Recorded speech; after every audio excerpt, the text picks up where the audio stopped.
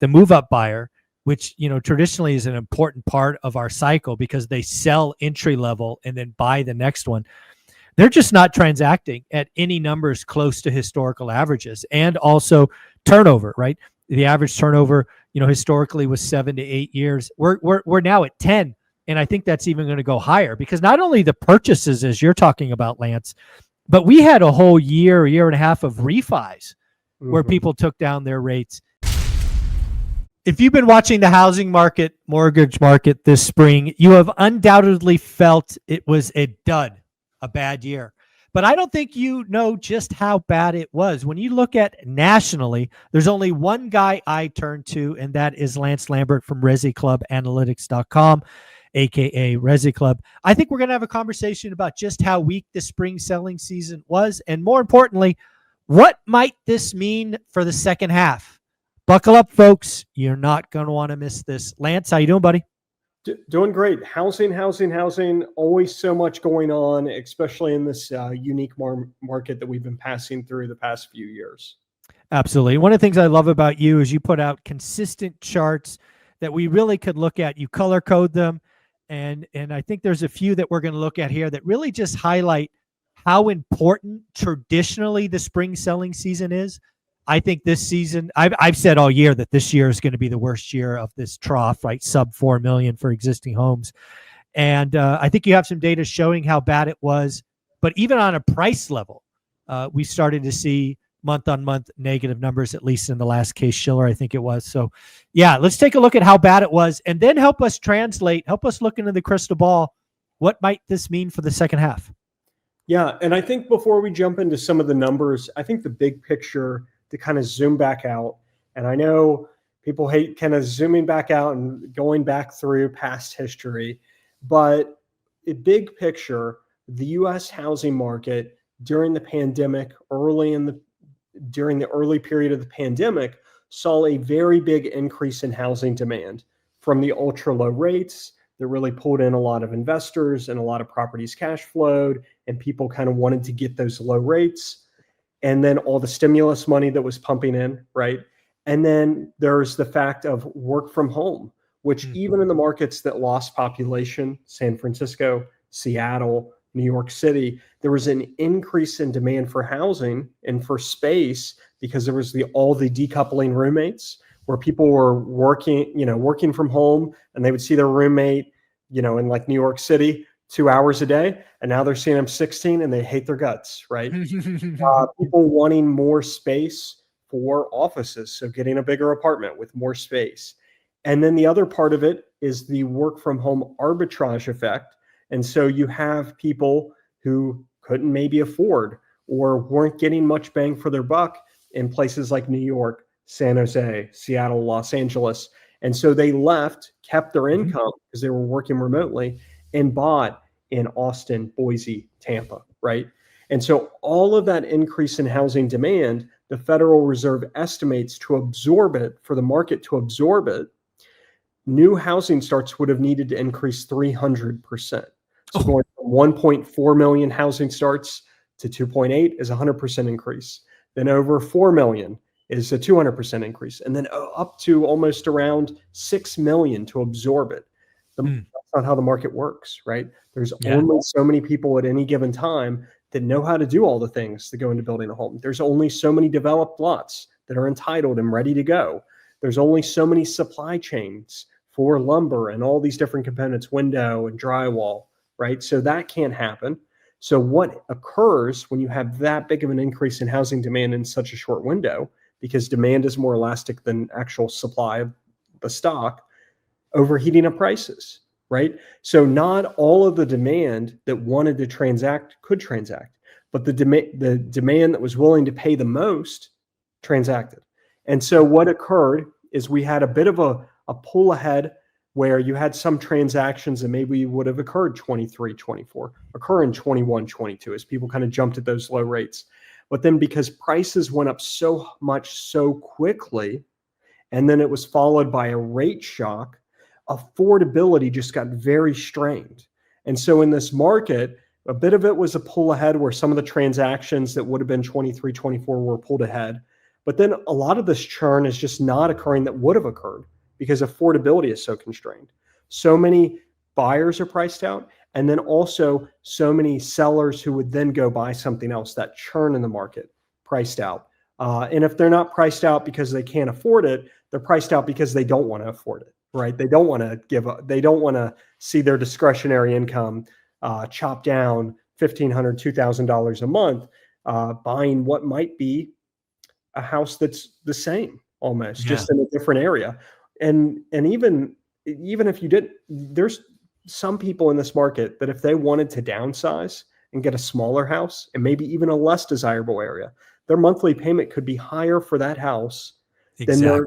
their current house, right? So affordability is just this very big strained issue on the market.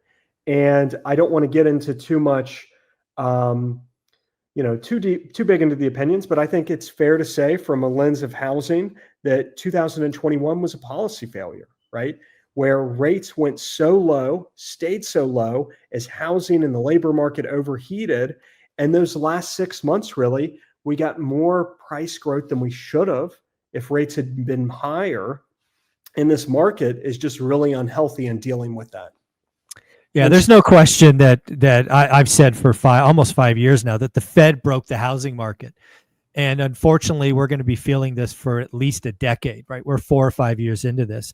And you're absolutely right. The move up buyer, which, traditionally is an important part of our cycle because they sell entry level and then buy the next one. They're just not transacting at any numbers close to historical averages, and also turnover, right? The average turnover, historically was 7 to 8 years. We're now at 10. And I think that's even going to go higher because not only the purchases, as you're talking about, Lance, but we had a whole year and a half of refis where people took down their rates. And, today's shelter cost is artificially fixed low. To your point, people want to go downsize, but their payment doubles. They're not doing that. There's no chance, right? They have a fixed shelter cost because they took advantage of 2.5, 2.9, 3.1 rates. They're locked in for a long, long time. And so I think a question that naturally an audience member might have is that transactions, right, for existing have been essentially about the same since the end of 2022, right? You get a little bump here, a little bump there, but we're at a very constrained level of turnover. But if you're in this market, the most significant noticeable shift is that we have softened, right, in terms of the pricing power. And that dynamic has moved more from sellers to neutral to even to buyers markets in some of these places. And the reason for that is that the technicals of the market, this, actual active inventory, months of supply, when rates shot up, we were at the lowest that we'd ever been for active inventory because that market overheated, was absorbing everything. And so as that rate shock occurred in 2022, we started to get some more actives, but we still came into the 2023 market with tight technicals, right? The supply-demand equilibrium was still enough in sellers' favor.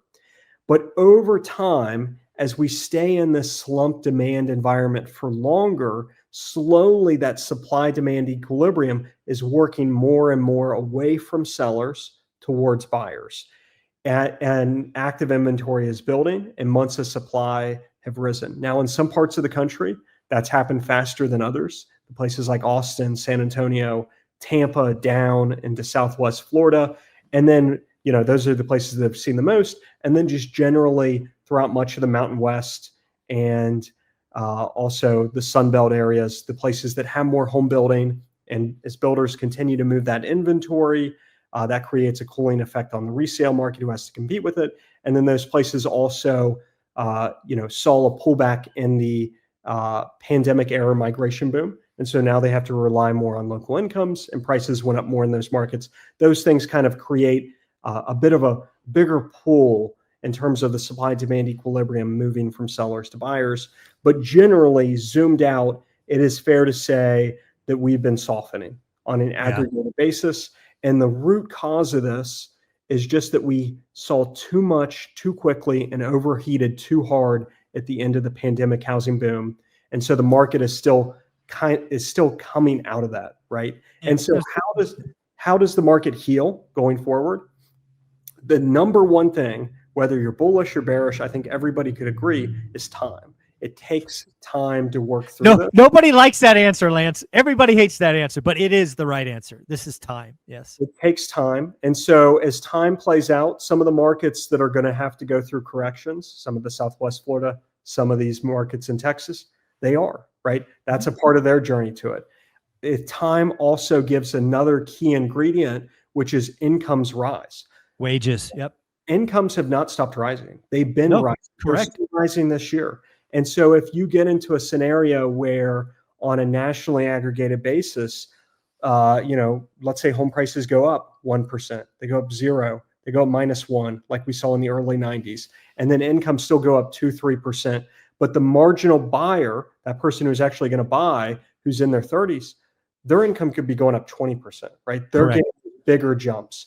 And so as the income rises, that will bring some turnover back into the market, because yes, there's still going to be a rate shock of somebody selling to buy something else, right? That payment. But if their income has risen, and so on a discretionary income percentage, it's decreasing for their percentage of their budget, they'll become more and more willing to do it, right? Those lifestyle events build, that will bring it in. And then the other thing is, while you've seen this market shift and you've seen more slack come into the new construction market, you had not yet seen a big pullback in single family home building. Yes, there's going to be some of that, especially in the build to rent market, that's kind of rolling over from the peak, but there's still builders building and they're compressing on margins. But as that supply continues to move in, that's helping to ease this affordability strain. And we see that in the real market, where the places that do have the home building have kind of eased up more. So I think the really big thing here is time. And what the actual picture will look like and how all this kind of plays out, that's kind of a little tricky. And I think, if anybody's, like all these, can spell it out exactly how all of it will work out, I'm skeptical. But I do think the biggest thing is just time will work this out. And so I think also for the SFR investor, as we go through this, right now, this has just been a constrained period for institutional deployment into the space, because prices haven't come down more, rates are still high, capital markets are kind of tightened up, and rent growth is really decelerated. But the thing that makes it more appealing over time is if, let's say, we did go through a period where prices soften a bit, right? And then that creates maybe some upside long-term for HPA, right, to start to come back. And really the key there is to improving the SFR market is rents to rise. Rents are really the thing that needs to, rents are where you can really change the math on the SFR investment. So, but I think generally speaking, the institutional side and SFR deployment, this is just a constrained market for them in particular, because they're not just trying to find a deal. They're trying to be able to find scalable amount of deals that can have returns that compete with other yields they can find throughout the economy and throughout financial. Yeah, couldn't agree more. All right, let's look at some of the numbers. And again, I think it's really important for people just to realize how weak this spring selling season has been, because this can be a harbinger of what's to come. I know you have a lot of great data here, so let's jump in. Yeah, so this is my table that I do for my Resi Club Pro members every month, and this is showing month-over-month appreciation. Could you zoom in a little bit, or no? Do you have that ability? Just a little bit bigger? Oh, look at that! You're fancy. I don't know. Did that work? It's a little bigger, yeah. Okay, it's probably going to be a tough chart for a video because there are a lot of numbers in here. But I love this chart because it tells the truth that anybody in the real world housing market knows and has known for a long time. Focus on the colors, folks. Don't worry about the numbers. Worry about the colors, because the colors tell you something. Yeah, and so what happens in housing every year historically is that on a nationally aggregated basis, coming into the year, you start to get a little bit of upward momentum, right? It starts initially as new listings start to rise coming into the year, then existing home sales start to rise, and then appreciation comes after that. And what we are seeing in this spring market is we're definitely softer on a nationally aggregated basis. This 0.7%, which is actually rounded up to that, a little bit below the national average. But if you look at the trend line for appreciation, when I was doing the numbers, it looks the most close to 12 and 10 when I was doing the lines of this last night. Mm. Now, those 2 years are two very different years. Where Yes. 2010 is the year that we started to get some uplift in housing after 07, 08, 09, and Mhm. then the spring market busted out, and we just had a bad end of the year. There was more, I believe there was more tightening of mortgage standards here too. Correct. Yes. Well, and some of that stimulus money had helped to kind of lift it for a second, right? Some of those first-time homebuyer credits and all that stuff. And then the market fell back down. And then 12, that's the start of the recovery. Yeah. And these nationally aggregated numbers, and you would know this better than anybody, in some parts of the country, they saw a huge jump up in 12, right? Oh yeah, they were 3, 4, 5%. Yeah, for Yeah, sure. this is probably more like your market, right? Mhm. The ones that really got hammered in the bust because Yep. the smart money knew that those places were the best opportunity for investment. And Agreed.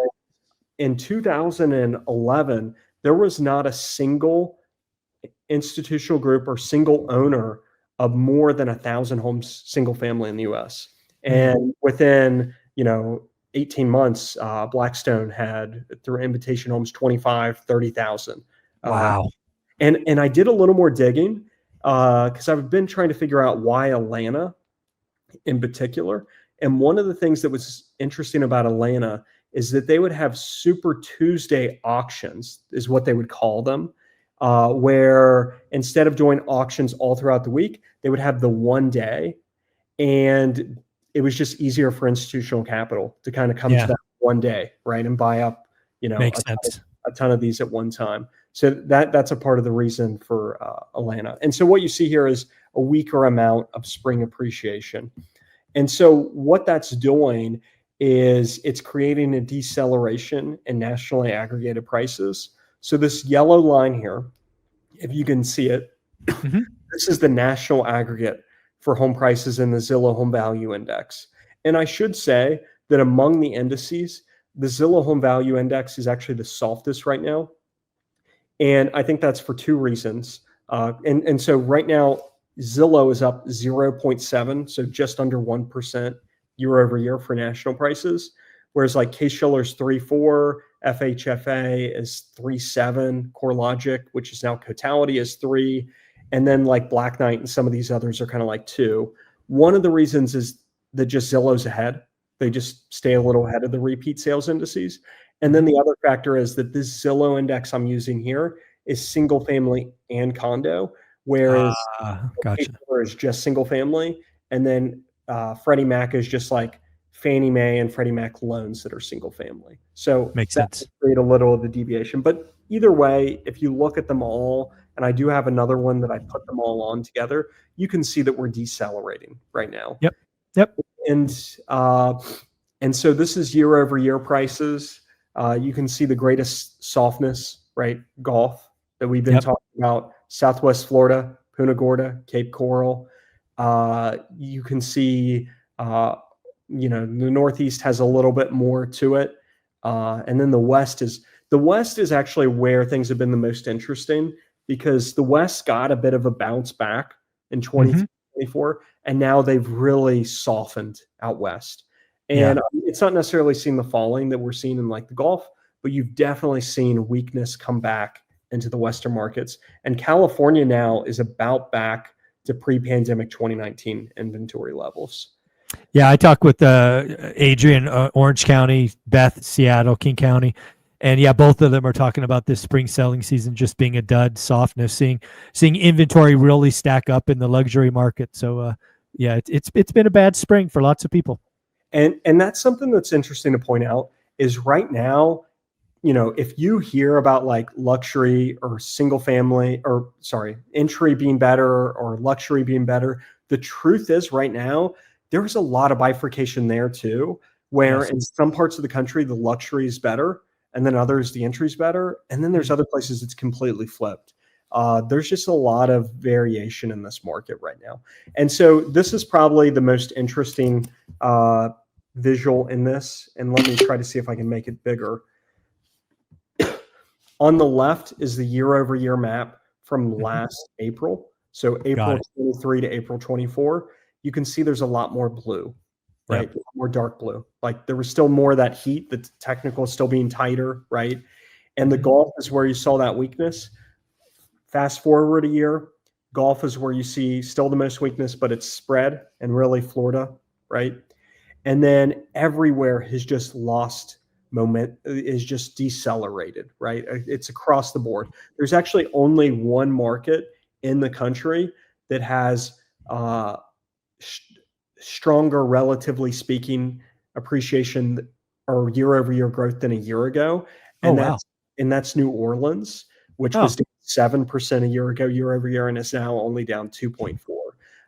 And so that's one of the weakest markets, but and I think one of the only reasons that it's not down as much is because it was already down, right? Correct. So, yeah, it makes sense. but everywhere is decelerated, and the places that I considered, strong last spring, the Milwaukees, the Detroits, the Rochesters, the Hartfords, they've really all decelerated to plus, from Milwaukee +7 to now +3, Detroit from +7 to +2.8, Rochester from +9.6 to +4.7, and then Hartford from +12.3 to +4.4.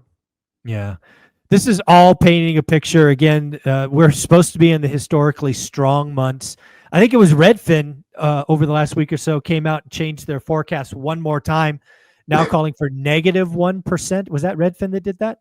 Yeah, Redfin did that. Zillow has kind of, they came down to like 1.7-ish, and now they're like 1 on their 12-month rolling one. But the Zillow Home Value Index only has 0.7% year-over-year appreciation, and there's a clear deceleration there. So of the national ones that go negative first, it would be the Zillow Home Value Index. Okay. We are seeing the month-over-month adjustments for Case-Shiller and FHFA, seasonally adjusted being down month-over-month. Now, without seasonal adjustment, they're still up month-over-month. But what that means, the model is telling you that if we stay at the current trajectory, as we move out of the spring market into the seasonally soft window, we're going to see more give up than normal. And if we maintain where we are right now, we will at some point be negative year-over-year for national appreciation for those, if the model doesn't move out of where it is right now. And so I think all the signs are telling us that this was a very weak spring market, right? It was constrained for resale turnover still, which has been the case since the end of 2022. Now, because the actives of the market, the technicals and months of supply have moved more and more from sellers' favor to buyers, that's really decelerated appreciation and caused more markets to see, even some outright declines. And then on the builder side, if you look at the new home sales, the prints aren't bad. They're not bad. But if you look under the surface, and I think you probably saw my report that I sent out earlier this week, the reason is builders are just doing even bigger margin compression, right? Correct. They're doing more, and the buy downs have lost some of their magic. And so they're having to do more of like the money at close, outright price cuts and things like that to juice things. Well, it was, I forget which CEO said this. I'm sure you'll remember. Pace over profit. Lennar, yes. Yeah. Lennar. And they've seen the greatest compression in margins. But of the 10 biggest builders I track, 9 had compressed margins or lower margins for Q1 than last Q1. And the one that was an exception, it was just the exact same level of margins. Wow. And now some of that margin compression is also that land prices have not, they've still been going up. So that's affected margins. And then, to a tiny degree, some of the material cost stuff here and there.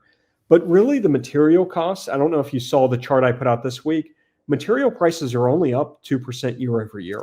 I did see that. They haven't been, and some of these commodities are down.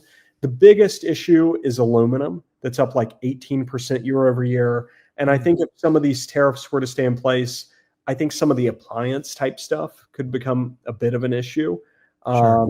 But I think with tariffs right now, if you look through the commentary from the builders for fiscal year 2025, it's not as big of an issue. And if anything, there's been lower demand for materials because we've seen such a rollover in the multifamily side of construction, which has really just outweighed significance in the market versus tariffs to this point for construction materials. I love this. Housing. Lance, you are amazing. Where can people go get and sign up for your free newsletter? Yeah, so if people want to sign up for my free newsletter, go to ResiClubAnalytics.com. Put in your email. You'll get a few articles for free every week. And then I also have a premium service called Resi Club Pro that gets more housing research, more access to my data and tools, and then my monthly webinar that I do. That's awesome. I love the fact you added that monthly webinar. That is such a huge get for the pro members. Lance, you're amazing. Have a great week. Thank you for having me.